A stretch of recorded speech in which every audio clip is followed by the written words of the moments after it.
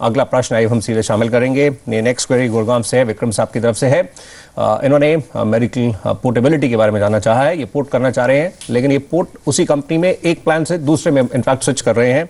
आप लाइन पर है विक्रम साहब? हाँ जी, हम देख रहे थे आप स्विच करना चाह रहे हैं और इनफैक्ट आपने लास्ट 5 ईयर से पॉलिसी रनिंग है, किसी प्रकार का कभी कोई क्लेम भी नहीं लिया है।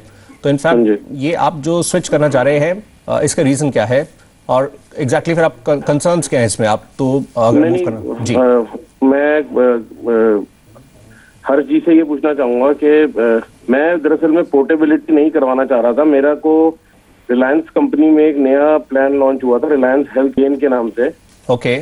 उसमें कुछ एडिशनल बेनिफिट्स थे, तो मुझे रेफर करा जा रहा था कि मैं हेल्थ वाइज से हेल्थ गेन में स्विच ओवर कर लूं।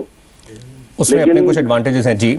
हाँ जी, लेकिन मेरी जो मेडिकल कंडीशन है, I am very much overweight then the normal. आप ओबीस कैटेगरी में आते हैं? हाँ जी, ओबीस कैटेगरी में आता हूँ, लेकिन मेरी ये पॉलिसी पिछले 6 ईयर से चल रही है और कोई क्लेम नहीं है। ओके, आपने जैसे बताया आप उसी कंपनी में मूव करना चाह रहे हैं और आप रिलायंस हेल्थ गेन में आप स्विच करना चाह रहे हैं जी, यही कहना चाह रहे हैं आप? हाँ, नहीं, मेरा एक कंसर्न और है। कंसर्न है दूसरा, मेरे को अभी आपके क्वेश्चन यहाँ पे आने से पहले मुझे कल रिलायंस कंपनी से ये पता चला है कि क्योंकि मैंने उनको क्लियर करा था कि मैं ओबीस कैटेगरी में आता हूँ, तो उन्होंने मेरे को अब फिलहाल उन्होंने मेरे को खुद ही अपनी तरफ से रिफ्यूज कर दिया है कि वो इस प्लान को स्विच ओवर में नहीं करेंगे और ना ही मेरे को कवर इंक्रीज करने देंगे, जो कि मैं हर ₹1 का कवर इंक्रीज कर रहा था। अब इनफैक्ट जो आपने सेकंड पॉइंट रेस किया, पहले उसको फिर हम रेस करते हैं। हाँ जी, ओके। रुंगटा साहब, पहले आप इनको समझा सकें, क्योंकि ये रनिंग प्लान इनका है, लास्ट 5 ईयर से कोई क्लेम भी नहीं लिया, तो इनफैक्ट ये तो उस तरह के कंपनी के कस्टमर हैं जो एक अच्छी कैटेगरी में आएंगे, कंपनी उस तरह से व्यू भी करेगी। अगर अब ये कवर एनहांस करने पर सोच रहे हैं तो इनका ये राइट भी है इनफैक्ट, क्योंकि ये रनिंग है, कोई क्लेम नहीं है। इस तरह के केसेस में अगर कंपनी की तरफ से ऐसे वर्जन है, आप इसको कैसे देखेंगे? फर्स्ट ऑफ ऑल, अगर ये मूव करना चाह रहे हैं, फिर हम सेकंड पार्ट जो है उसको भी हम एड्रेस करना चाहेंगे। पहले आप इसको बता सकें। पहली बात, अगर इनको अमाउंट एग्जिस्टिंग पॉलिसी में अमाउंट बढ़ाना है या सेम कंपनी में दूसरी पॉलिसी में जाना है, ये कंप्लीटली फ्रेश प्रपोजल है। तो आज की तारीख में जो भी इनकी हेल्थ कंडीशन है, अगर ओबीज हैं और पहले नहीं थे, जब इन्होंने पॉलिसी शुरू की थी तब शायद नहीं थे, इसलिए दी है पॉलिसी। अब अगर ये नई पॉलिसी में शिफ्ट हो रहे हैं तो आज की इनकी हेल्थ पोजीशन क्या है वो उनको कंप्लीटली डिक्लेयर करनी पड़ेगी और कंपनी को ये राइट है कि वो ये इनका जो शिफ्ट है वो न अलाउ करे।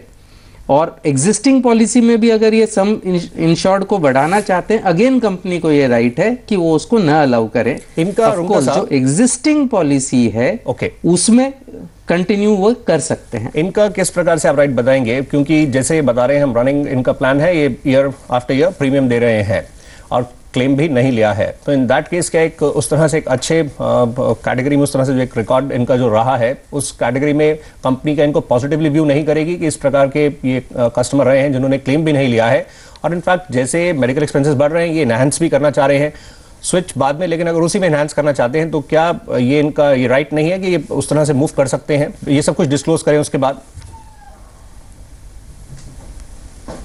राइट बिल्कुल भी नहीं है। तो ऑब्वियसली क्लेम नहीं किया है वो एक पॉजिटिव फैक्ट है, लेकिन एग्जिस्टिंग हेल्थ अगर इनकी अच्छी नहीं है तो वो एक नेगेटिव फैक्टर, और इन दोनों को जब बैलेंस करेगी कंपनी तो वो उनको एनहांस्ड नहीं दे रही है, इन्होंने खुद कहा है।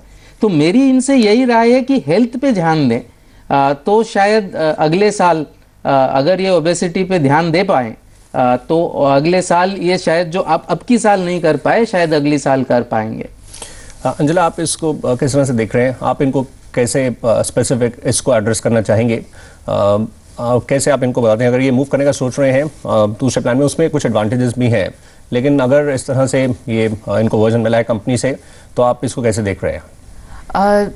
टिपिकली तो अगर आपके पास एक एग्जिस्टिंग पॉलिसी है और आपने काफ़ी टाइम से क्लेम नहीं किया, जैसे आपके केस में आपने लास्ट 5 ईयर से क्लेम नहीं किया, उसका आपको बेनिफिट मिलना चाहिए कि आपको उसमें, और क्योंकि आप एक पोर्टेबिलिटी नहीं है पर एक स्विचिंग है, but again the company reserves the right, and अगर कोई इशू है हेल्थ में तो कंपनी हो सकता है कि इसको डिनाई करे। अगर इनका ये ओबीस कैटेगरी पहले भी थी तब भी इनको उस बेसिस पे अगर किया गया था, अगर उसी में कुछ और ये कॉम्प्लिकेशंस हैं, मतलब इसको कैसे देखना चाहिए? क्योंकि कई बार इंडिविजुअल्स का ये कहना होता है कि हम लगातार प्रीमियम्स देते रहे हैं, फिर आखिरी कॉल तो कंपनी की, लेकिन फिर भी आप इनको कैसे बताएंगे, कैसे मूव करें फिर?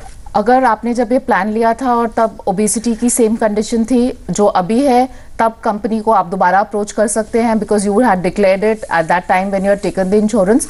But if it's otherwise then there can be a problem and the company can reserve the right in changing or switching, allowing the switch over. Okay, right. इस तरह से आप मूव करें. इनफैक्ट जो फीडबैक फाइनली आपको मिलता है, ये प्रोसेस कैसे मूव करता है, आप प्लीज़ शेयर भी करें, हम उसका फीडबैक का इंतजार भी करेंगे. फिलहाल ऑल द बेस्ट साहब. आइए अब हम अगला क्वेरी इंक्लूड करते हैं.